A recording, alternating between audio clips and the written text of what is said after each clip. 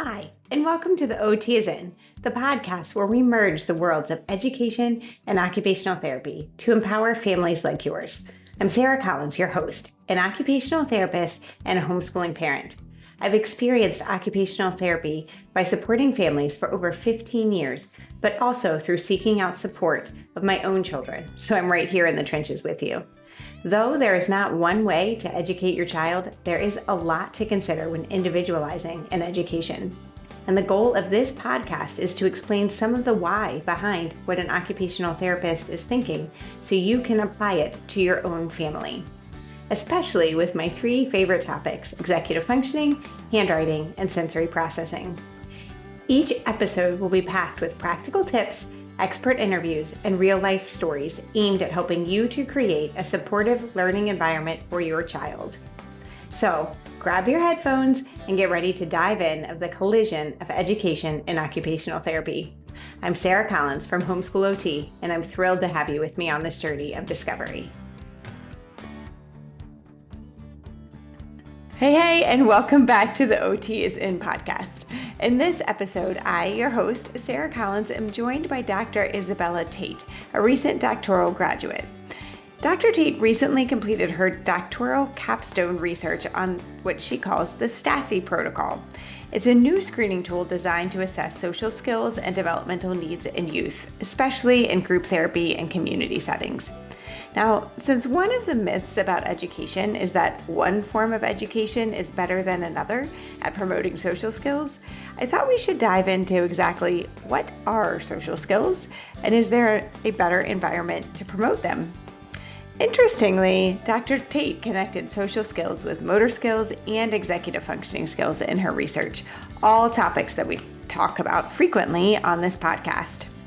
So listen in as we discuss the essential social, executive functioning, and communication skills that children need to participate in what they want and need to do, and form your own conclusions.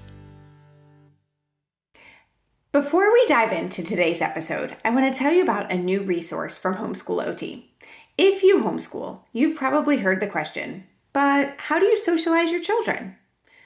Now, this may automatically put you on the defense, but in reality, most people asking are trying to understand our community.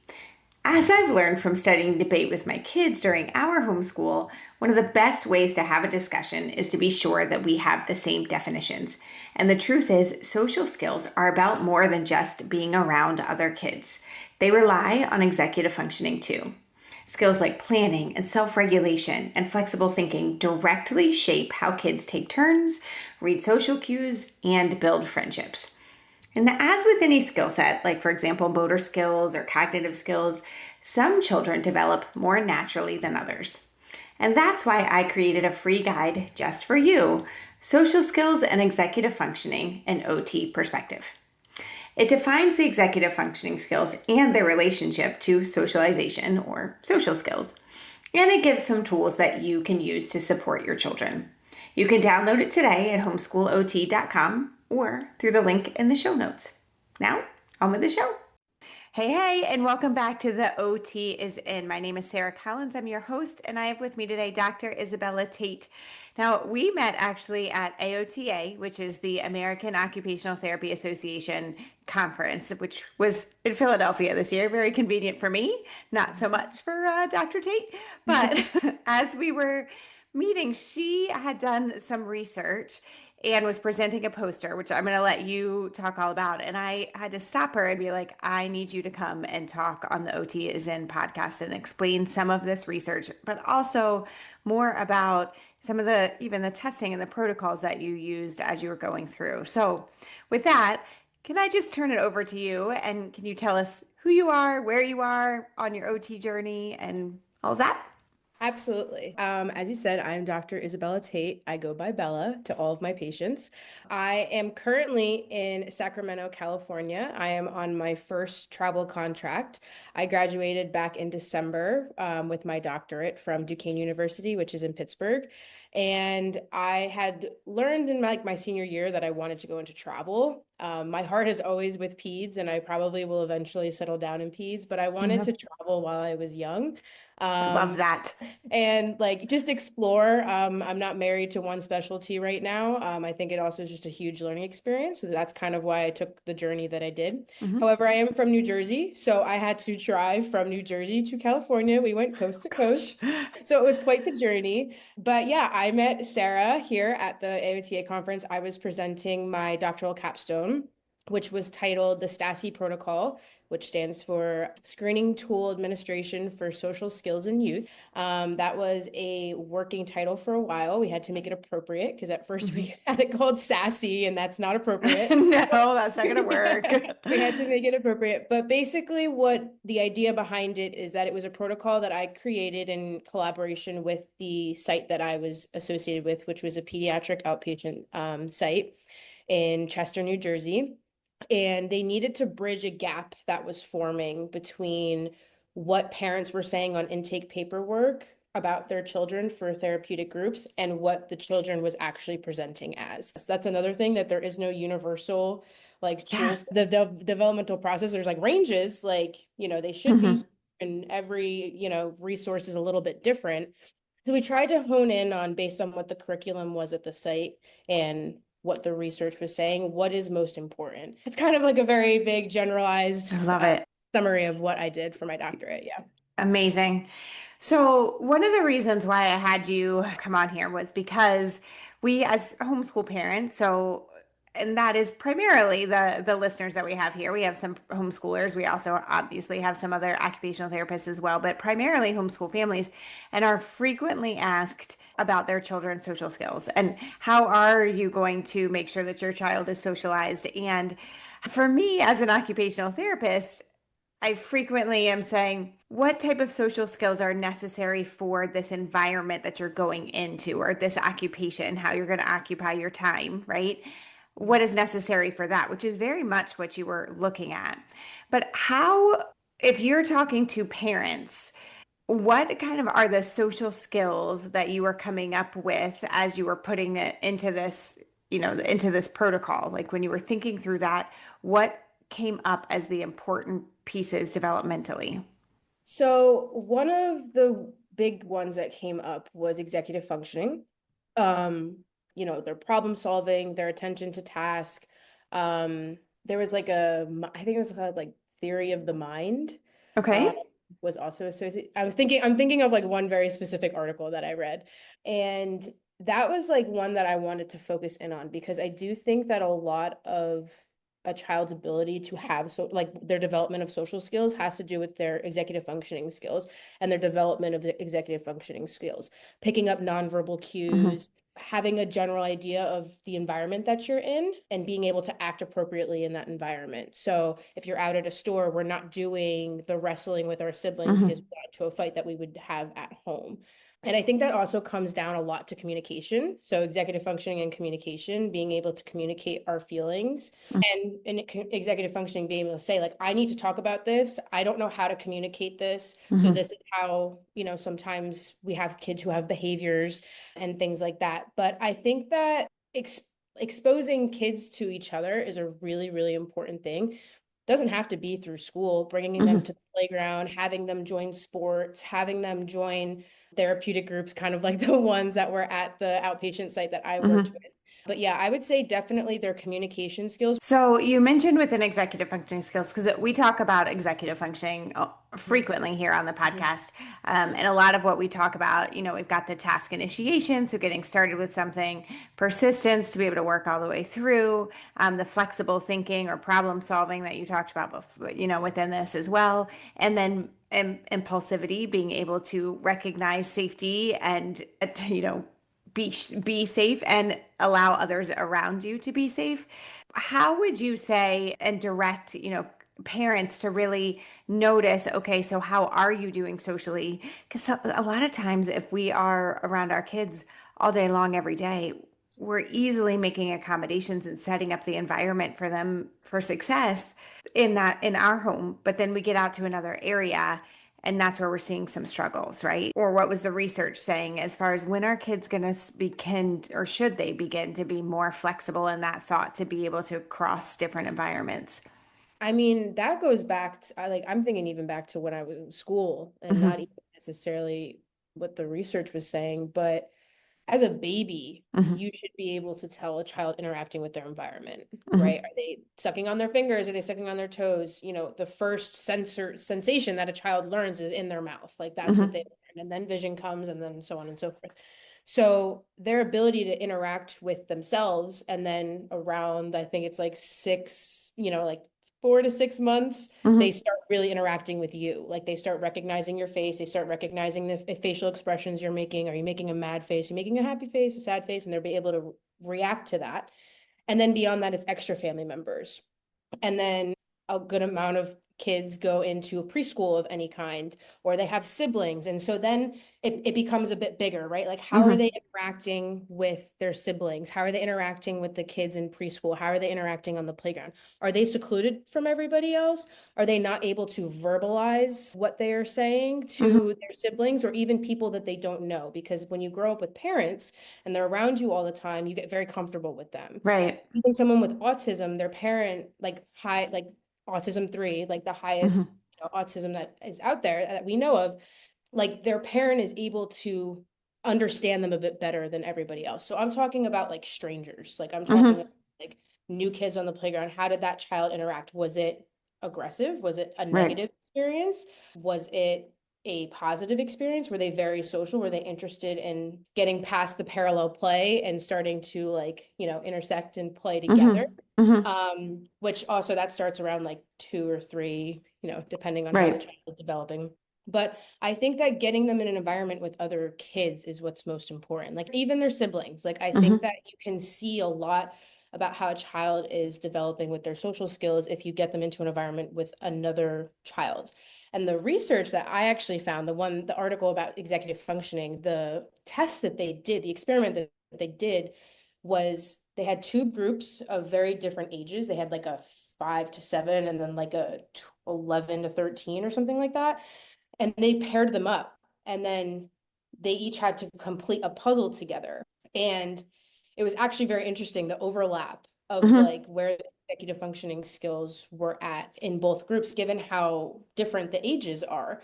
And they found that the kids who were able to communicate a little bit better and demonstrate those stronger executive functioning skills, they were able to complete the puzzle together better because like one kid had some pieces and the other kid had some pieces, so they were forced to communicate and at least Right. work in some way, shape, or form. And then the kids who didn't have those stronger social skills didn't know how to ask for help. They might have felt embarrassed. They might have felt Right. like they didn't know what to do. They didn't know how to even say the words, maybe. So I just think it's about the context and the environment, and I Hmm. really think it's about like surrounding your child with other kids. See, that's a really interesting thing because so many times within the homeschool community, we're not in one classroom where you have 27 kids all the exact same age. Instead, it does tend to be one multi-generational, like moms, dads, grandparents even are staying oftentimes at co-ops and things like that. And also, there's so many multi-age, like families are coming together. In fact, our co-op right now is that we do is birth on up to high school, to seniors in high school. But it's amazing to watch like the older kids who are taking care of the younger kids. My daughter's got a baby on her hip at some different point, and then they're outside playing. It's not like all of third grade goes out together. It's Mhm. the whole school goes out together, and so you're seeing different like kickball games with 16-year-olds and 5-year-olds all at the same time. This communication across multi-age is actually, I would even say, a strength in the homeschool community. For sure. I totally agree with you. Mhm. And a part of my protocol, I developed like the screening tool, bringing the Mhm. child in, screening them in person. But the other part of my protocol to get more of a full picture, a holistic view of the child was Right. a pre-existing questionnaire developed by Okay. Gary Bedell. It is called the CASP, stands for the Child and Adolescent Scale of Participation. So this was Okay. something that a parent fills out prior. It's about 20 questions, which is the biggest reason I chose it was because it was so short. On top of the fact that it addresses 4 areas. It addressed school, home, community, and there's one more, I forget. But basically, it would ask the parent to think about their child in these environments where there's Mhm. other kids, there's other humans. how are they interacting? And more specifically, kids their own age, like they're at a playground. Mhm. What the question says, like, how are they interacting? And then it gives like a really good explanation as to what it means. And so that I thought was the best thing for a parent because it Okay. outlines what the question was asking. And it had the parent think about, like, okay, like when other children are around, how is my child acting? Hmm. How Hmm. is my child interacting with that environment, whether it is school, community, home, so on and so forth. So I'm also happy to share that with you. I think that would be a really good Yeah. resource for parents and you guys to use to look at, like, how is my child acting compared Yeah, I to. think that'd be really great. We'll make sure Yeah, that we can absolutely. link that in the You can show also notes. literally Google it. He has like it on Yeah. his posted on his website. It's like free up for everyone to use. It's not one of those that you have to pay for or track Yeah. down or anything like that. It's really accessible. And Perfect. I will yeah, make sure that we link that in really our show good. notes. We're going to pause for 1 second so I can tell you about our sponsor for the month of October. Now, we have used CTC Math in our homeschool for 4 years now, and it continues to be one of the highlights of our school day. My kids actually look forward to the lessons, especially when they get to echo, "That's all for the lesson. Good luck with your questions." Guys, I can't do it, but they do it in their best Australian voices. But what I love most is how CTC Math adapts to each child. For example, my youngest flew through addition. He just got it. So we were able to speed things up and keep his momentum going. But when we hit subtraction with borrowing, we needed a little extra time. And with CTC Math, it was simple to slow the pace down, give him the practice he needed, and build his confidence before moving forward again. That's what makes CTC Math so unique. You can move at exactly the right pace for your child. Fast when they're ready, steady when they need it, and if you've been thinking about a math program that works with your child instead of against them, October is the perfect time to check out ctcmath.com. And while we are spotlighting CTC Math this month, don't forget our brand new Executive Functioning for Teens course is also open. It's all about helping teens strengthen the 11 brain-based skills that they need to manage their day and succeed in what matters the most to them. You can learn more about that at homeschoolot.com. Now, back to the show. So, Dr. Tate, we're going to dive in a little bit more as to what it was specifically that you were looking for. And the reason being is that we, as homeschool parents, and again, I'm speaking of myself as well, because I am a homeschool parent, although I tend to have a little bit different lens because of my background as an occupational therapist as well. But one of the things that we notice is that within a school setting, there are always adults that are kind of trained developmentally to look at what theoretically should a child be doing right now, what developmentally are their peers doing right now. And when we are not in that type of setting, sometimes we don't know everything to look at. We notice the strengths of our children. We notice, their progression. And this is not a race, and everybody works at different paces and sometimes asynchronously. And, we talk about this all the time here on the podcast. And I really welcome that for families. I really love that we can pull on our children's strengths. But sometimes we miss things. And sometimes other adults are even noticing, but don't necessarily want to tell us, because they're our friends. We're doing life together. So can you dive in a little bit more as to when you were developing this protocol, kind of what specifically were you looking at, and how does it help parent, or could it help parents to really realize, all right, this is where my child is right now. What are some things we could be working on? So first, I'm gonna shout out my mom because my mom is a pediatric OT. That's how I Mhm. fell in love with the profession. And now that we're older, my parents, my sister, my dad, and I, we start talking, and we might be talking about kids that we have, and my dad is like, "Becky, I don't know what we would have done if you weren't an OT because I know nothing, and like Yeah. you knew everything, and like it's like it's a blessing, right?" And so I've thought about that like a lot because now I have that training and I will Mhm. learn all that experience. There's a lot of great books out there that talk Mhm. about like the development of a child and what to look for. Mhm. I think this is another thing that starts really, really young. Like the progression of a child's like development starts literally as a baby. And there's all those little milestones for things. And as those milestones get ticked off, that means that their functional capacity later on in life is going to be greater, right? So Mhm. very simply, If a child is able to bring their hands to midline around like 2, 3 months, you have them in tummy time, they're able to do that. That means that they understand their center, right? Hmm. And from there, doing something different with the right and something different from the left comes next, right? Like starting, and as a parent, like that's what we would like want you to see. It's Hmm. a Hmm. lot to look at all at once. But I think it's very general. It becomes how coordinated is my child? Are they exploring all of their sensory needs? As they get a bit older, how is their ability to hold things? If you don't have the trained background, you don't know all the little details, and that's Yeah, perfectly I okay. think that's great. I We think don't that's want, we don't we need don't to want turn you to know everybody the to be the like, little oh, details. I have to be Yes. really in tune to every teeny tiny little thing, because then there's so much fear and worry that comes along with that as well. Correct. I think that very general things. What kind of clothes is my child preferring to Hmm. wear? That can take off so many red flags about potential sensory needs, right? Is my child able to be in a loud environment with other people? A lot of these sensory needs also show up or not show up, trigger like looking at a lot of motor needs, Hmm. because those are a lot of times connected because our sensory system is in our body, right? So like if we can't feel our muscles and we can't feel our bones, then we might not be moving right. And Right. then that's going to affect our motor capabilities and our sensory deficits are going to show. So I just think that reading those books is really overwhelming. I think picking out the very general ones, how coordinated is my child? What is their reaction to sensation or sensory, which Hmm. includes visual, auditory, anything they put in their mouth, oral, anything they smell, olfactory, anything that they touch, tactile. And then, how are they communicating? How are they communicating what they need? How are they communicating what they don't like? Hmm. At 3 years old, I think every kid is saying no, so I'm not talking about that. Right. But it's when you're asking them to do something and they immediately get upset. Hmm. That's not a good sign, right?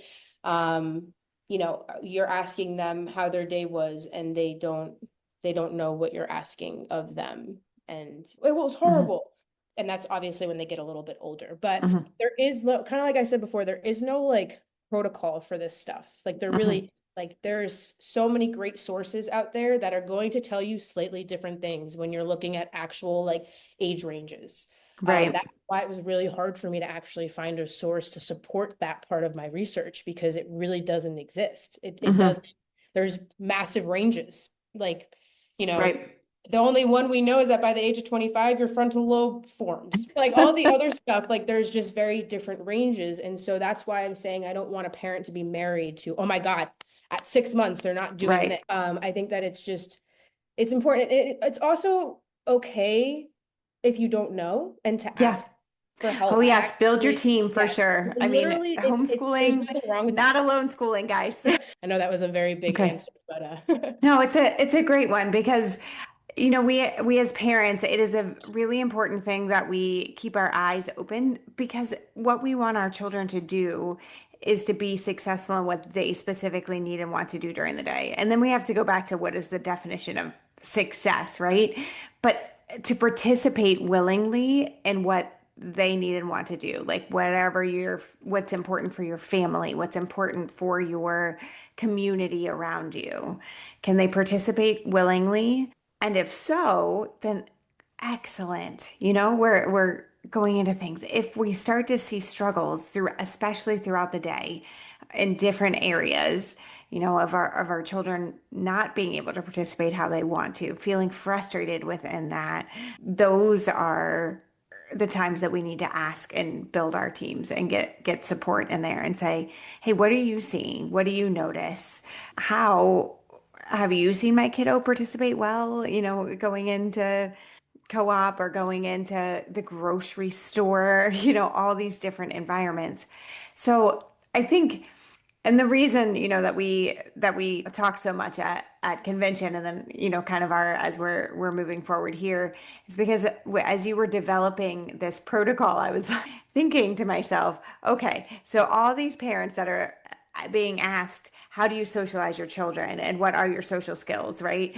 If we're able to say, you know what, we've got some kind of a background of what I'm looking for, how my children are able to participate, what they're able to. That's all we need to have. It's not like we need this daily socialization, which I'm using with my quotes here because I always think that's such a weird, like I socialize my dog, not my kid, but whatever. I'm still gonna use it because that's a term that I hear a lot. But that's not what's important. The important is to consider how our children are able to participate in what they need and want to do. Yeah, I agree. I also think that it's okay for your child not to be there yet, and it's okay Yeah. if they may never get to there. Hmm. Um, I think that this also is a really good pivot to like mental health. If a child starts feeling a lot of pressure to be a certain way and to be as successful as you want them to be as a parent, and you keep pushing them, you Hmm. could push them in the wrong direction. I And love now they this. could Yes. develop anxiety. They could Hmm. feel a lot of pressures to be a certain way. And then as they grow up, they're just constantly trying to prove themselves. They're Hmm. constantly trying to be better. They're constantly trying to not disappoint you, to be perfect. And so as a parent, I cannot stress enough to not let that happen as best as you can. A lot of research out there that talks about your genetic makeup affecting your likelihood of developing a mental health disorder. So I'm not Hmm. saying that, parent pressure is everything, but I definitely think that it's a big part of it. And if a parent is putting a lot of pressure on a child to do and act a certain way at any age, I think that can be really defying of their relationship and then the success of the child. So just as a fair warning to all parents, push, but be careful how much you push. Yeah. Yeah.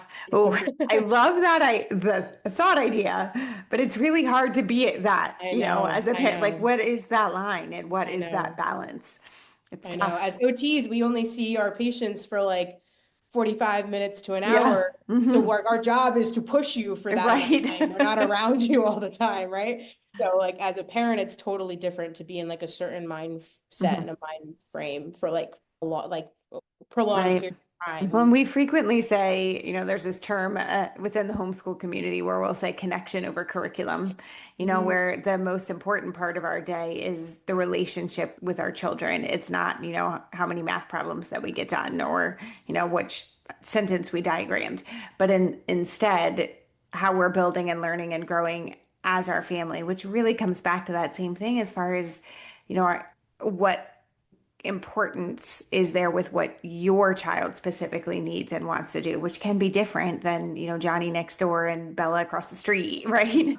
So, Mhm. how we push our kids, we have to find this match between who they are as people, where we are in the world and in our communities, and what the important items for our specific families.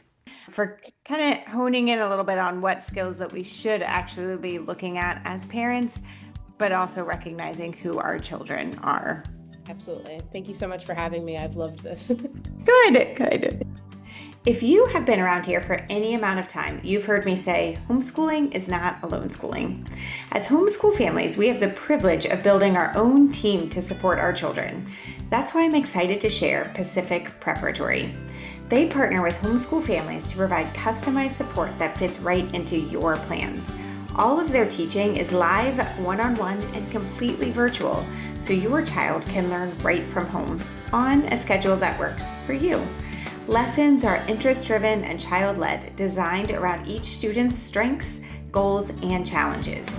Some families use Pacific Preparatory for accredited courses, while others choose flexible, pay-as-you-go support for enrichment, tricky subjects, or when a child just needs that little extra boost for their unique learning style. With experienced, carefully vetted teachers tailoring every lesson, they fit seamlessly into your homeschool program. So visit www.pacificpreparatory.org to learn more. And remember, you are not in this alone. There's a team ready to help your child, and in specifically, the OT is always in. Thanks for being here.